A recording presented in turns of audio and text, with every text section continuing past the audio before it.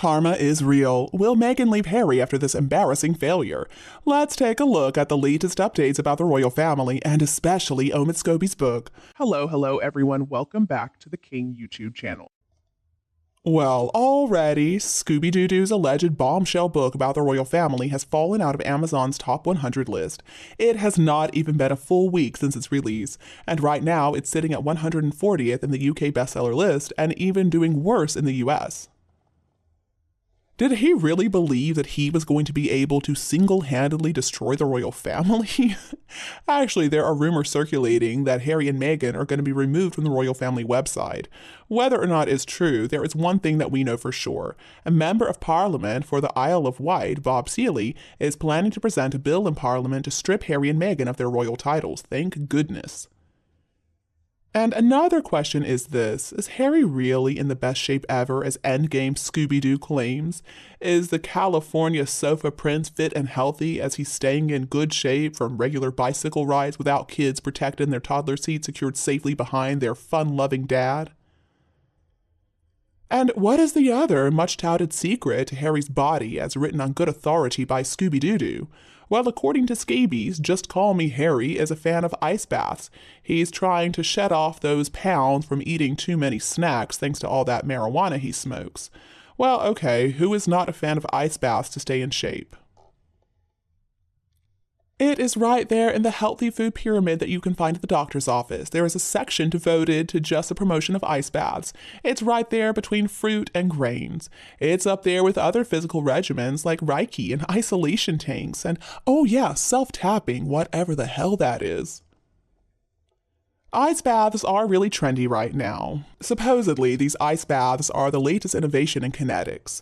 Why do something that's actually healthy, like eating well and exercising, when you can just be like Harry and get in a tub filled with ice water? I mean, come on, who is going to believe that Harry is the picture of health and vitality? He looks horrible. He's always looking very unkempt. And let's not forget about how abusive he was to his polo ponies. I wouldn't take his advice on anything. And let's remember that he and Meghan refused to bring their invisible children into the fresh air of a polo field. They don't want to feel sorry for those other out-of-shape fathers in comparison. The two of them really are humanitarians, and they are such protective parents. They and they alone have discovered research that shows that vitamin D has been discovered to be toxic to American baby princes and princesses. That's why the two children are never allowed to see the light of day. And if you've never heard of it, well, that's because it's a very rare condition that only Invisibed and Artificial are subjected to. And also, what about the unconscious bias and racism against two babies in the line of succession, where Harry has proclaimed on American shows that the ginger gene is strong? Oh yeah, Harry's seed is just so potent. No matter what, his babies were gonna have red hair. Oh yes, Harry is a modern-day Adonis who doesn't want to look like him or be with him for the women out there. Okay, I can't even keep this up anymore. He looks disgusting. Harry looks so out of shape. He looks like he's been smoking way too much weed and stuffing his face with some of that Californian fast food from In-N-Out. But don't worry, we know that everything that Scooby-Doo says is true because the inside scoop is coming from all of Harry's close friends. Who are the close friends? Well, I'm not sure exactly, but he and Meghan have lots. No need for Meghan and Harry to cooperate with Scooby-Doo. I mean, they barely even know him. Scooby-Doo-Doo is not a friend of Meg's. He says so himself. The only time he comes to California is when he needs some more Botox. It's not like he's in direct contact with Meghan and Harry's PR people or themselves. And it's not like Meghan lied in the London courts when she claimed that she never asked Jason Knopf to collude with her and the Finding Freedom authors. Obviously, the Santa Barbara air and the obsession with exercise have really improved Harry's life. His demeanor is always so happy. You can just see it on his face. He is loving life.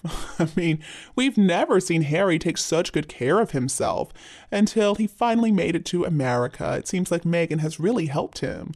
He's always dressed perfectly. It's not like he ever looks like he just rolled out of bed. He always has that happy look on his face, especially when he is with his lovely wife, Meghan Markle. Positivity and joy basically ooze out of every pore of him, and his body looks amazing. Harry has never, ever looked disheveled. He has never looked lazy since he moved to America. And by the way, thank you so much, Harry, for helping all of us Americans understand that our First Amendment is bonkers. Your way is so much better. If you and Meghan had your way, only glowing articles about you two could be published, and the world would be a much better place. I do wonder, though, what is going to happen if Parliament really follows through and removes all titles from Harry and Meghan and the Invisible Kids, too.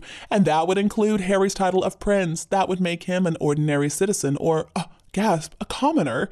Pretty sure that will be the last we ever see of Meghan. She's going to dump him like a hot potato. And what is going to become of the invisible children? Well, luckily they're not real, so we don't really need to worry about that. God forbid, though, Harry is allowed to hold on to that prince title, because that would make Meghan be known as Princess Henry Meghan. And then her sugars would absolutely start calling her Princess Meghan, which would make me vomit. And she's going to write the most spiteful tell-all book about Harry, everything bad he ever did, all his bad behavior, all his bad habits, how everything is his fault, that he's a druggie and a drunkard. But that much is expected. The only people who are going to buy it are going to be her sugars and the journalists who want to be the first ones to report on it. I remember when I was looking at those hockey game pictures of the two of them, Meghan was laughing and Harry was completely ignoring her. But what I found more interesting was the security guy standing right behind them. The way he looked and stared at Meghan, it was not a normal look. A thought popped into my head that maybe he was a plant, that maybe he was sent to watch over them and he was going to go back and report everything to the police in the UK. He has been in a lot of photos with Meghan. With such a difficult situation unfolding, somebody has got to watch them, and it is not difficult to put a plant in any situation. It's not difficult to tap a phone line. If the royal family wanted to keep tabs on what Meghan and Harry were saying, they absolutely have the power to make that happen. I mean, they could have cops following them too, or security people, whatever. It's not difficult if you have the money to arrange such a thing. And I do believe the royal family is watching them. They know that Meghan and Harry are a threat. They are dangerous. They have proven that much. So it would really be crazy for the royal family not to keep tabs on them some way. Another question people have been asking is, did Harry want to leave the royal family before Meghan? Well, it could be, because Harry was never really a fan of rules or boundaries. Harry has always believed himself to be above all that. But at this point, it looks like Harry got his wish, and now he'd probably want nothing better than to be back with his family, working as a royal, his money safely in the bank while doing public duties on a platform given to him by virtue of his birth. I mean, he got so much love from the public. He got all that unearned respect from dignitaries. He got access to world leaders, to famous celebrities. Even his money was unearned just because of his birth. But he met a nasty narcissistic woman who convinced him that playing second fiddle to William wasn't good enough. He could be something bigger, something more amazing, something much more powerful than William. And Harry believed that finally he would get to experience freedom and achieve the nonsense that Meghan fed him. The rest, as they say, is history, and it is clear that this prince has become a prisoner in his own mind and body too. I mean, he has lost who he once was, and I don't think he's going to be able to get that person back. Now he is stuck with this evil, malignant narcissist who has got him convinced that he cannot do any better, that he is stuck with her for life. Is he going to be able to escape? Well, only time will tell. But you know what? This could be Harry's karma for his nasty behavior that was protected from public view because of the powerful family he was born into. So fine, let karma have her way with Harry. He deserves nothing less. And you, do you agree with me? Please tell me what you think below in the comments. If you preferred our video this evening, don't be afraid to like and share it with anybody else who would enjoy it anytime you want. And don't be afraid to click the subscribe button to get more updates in the future. Thank you so much for tuning in, have a lovely weekend, and we'll be back to see you all tomorrow.